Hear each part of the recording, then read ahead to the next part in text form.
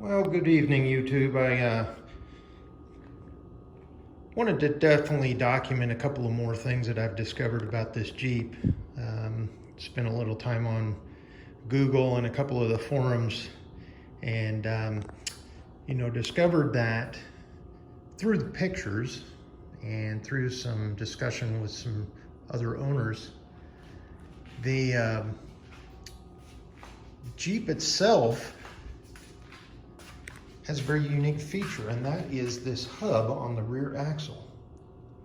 Now, all of the other photos that I've seen on a 1946 CJ2, that axle is usually just a dust cover. And as you can see, that's a pretty beefy axle. So I'm not sure if maybe that was taken off of MB, or, well, we're going to do a little bit more research on that and find out. Now, I did discover that Willys came out with something called the Agri Jeep, I believe it was, and it was made for being used on a farm, almost like a farm implement, and replace your tractor with it. You know, I actually had a PTO. And then I'm going to walk back here and show you the power takeoff shaft would have came out of that little hole there. And then, you know, you could hook up a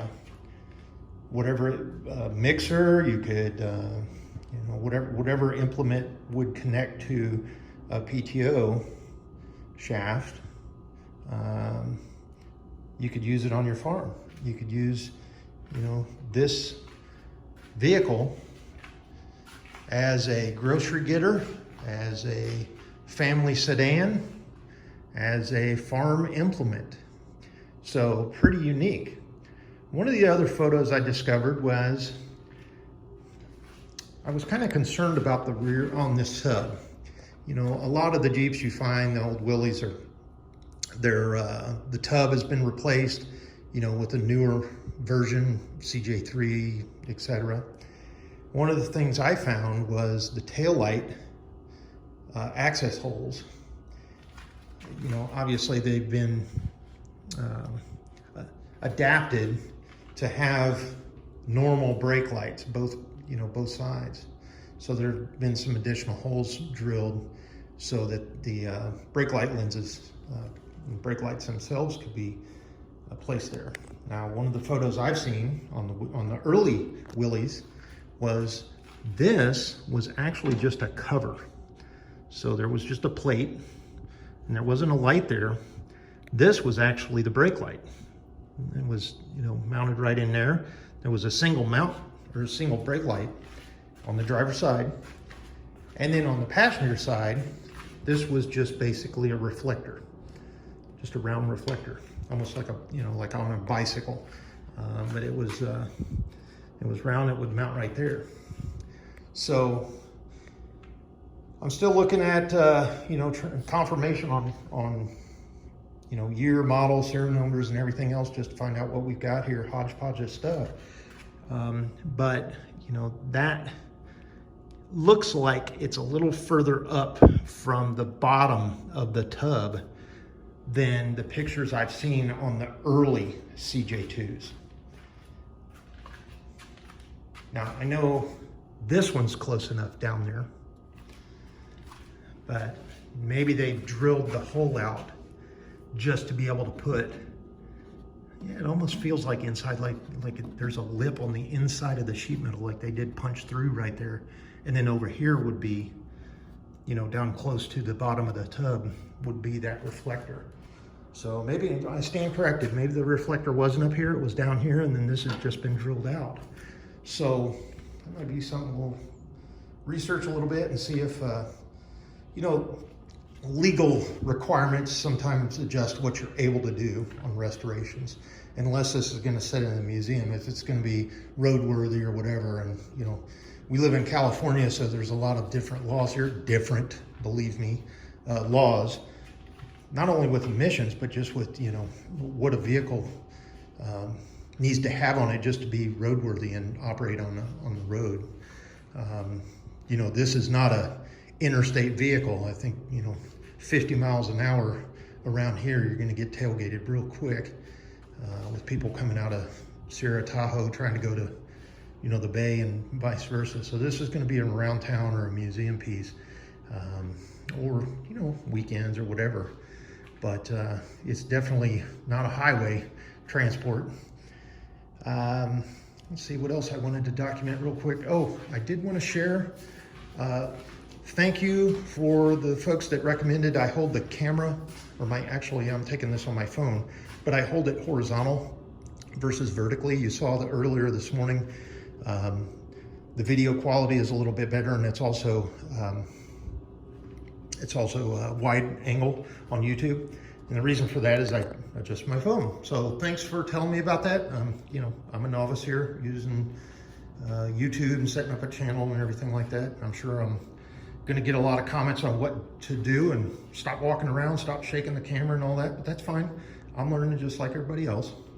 I did, you know, go ahead and get all the major, well, not major, but the components that go together. I got them all baggied up, unless it's painfully obvious what it is, like the horn, right? I didn't bag that up.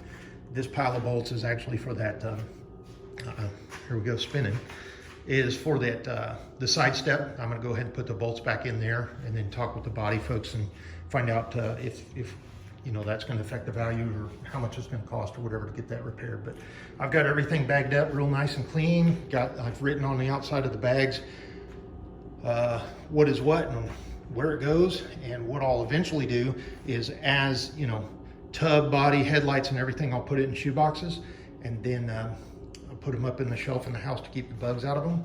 And then as we reassemble, it'll be real easy to just go back in there, grab the box off, see what's written on the outside of the box, say, oh, okay, this goes to the tub. So I'm at that phase of the assembly. Did the same thing over here. And the transmission cover will likely be retained outside the box, because that's going to need to be sanded down, buffed down, and so it can be painted the same color as the body, as well as the master cylinder brake cover. Sorry about the spinning around, I'm going back over here. This coating in here, this black coating, has some kind of sparkles in it. So I'm thinking there was some sort of like an abrasive added to the paint, non-skid or what have you. Excuse me, just to, I don't know, keep the stuff in here from sliding around or whatever, but it's also in the footwells. So that's gonna be fun to get off. I don't know if a steam pressure sandblaster will get that off. That's a question for the body folks, or some sort of an airplane stripper.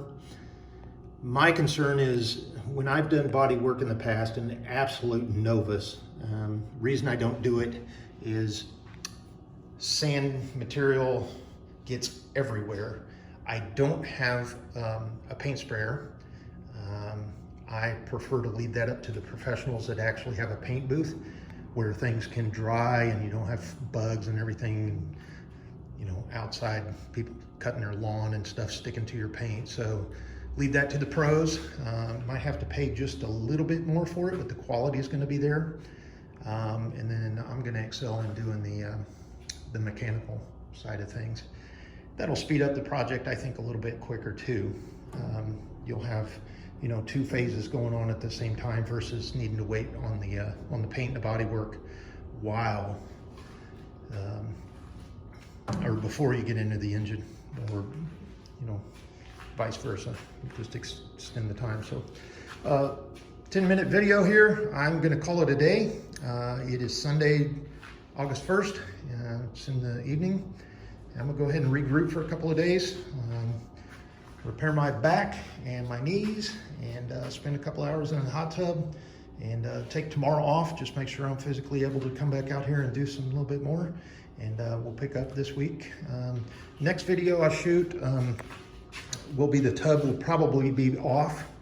And then somebody asked me if, as I'm disassembling things, if I could actually go through and show how I'm doing it. I am using the technical manual as close as I can. I mean, it was printed in what, 1945, 46, 47, 48, 49. It's the service manual. However, it's not a whole lot of detail in there. There's a lot of pages and it talks about a lot of stuff, but it doesn't say like how to actually, you know, climb under the vehicle and remove this one bolt with this special security nut on the bottom. Like I showed you earlier in the video, those two bolts here, and then, you know, some of the frame bolts had that little security nut on it. There's no description in the technical manual about how to get those off.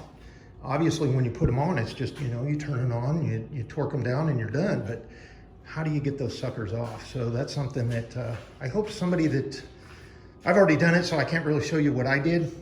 I can tell you what I did. I cut them off with the grinding wheel because it was easier and they were so seized up with rust and stuff like that. But if there's somebody out there that will shoot a video on how to actually get those off, I'm not sure if the Willys is the only ones that have that. There might be another version of the vehicle that might have those, and it might be in everybody's best interest just to expand the knowledge base out there. And that'll about do it. And I don't want to be repetitive. I already talked about everything we plan to do. I'm just real excited about this. It's a historical artifact. And, you know, this is the second car I've done, no, third car I've done in this little garage of mine. I've done 4 motorcycles and just wrapped up that little Mini Cooper about 8 months ago. And that was a lot of fun because I'm a big guy and, you know, don't have operable appendages in a lot of places that work as they used to. But, you know, this is a really easy thing to work on. It's almost like working on a tractor. It's almost like working on like an old tractor. You just lift the side up and there's your engine. So with that, 12 minutes in, we'll call it an evening. And thanks so much. Everyone be safe, and we'll pick you up in a couple of days. Take care.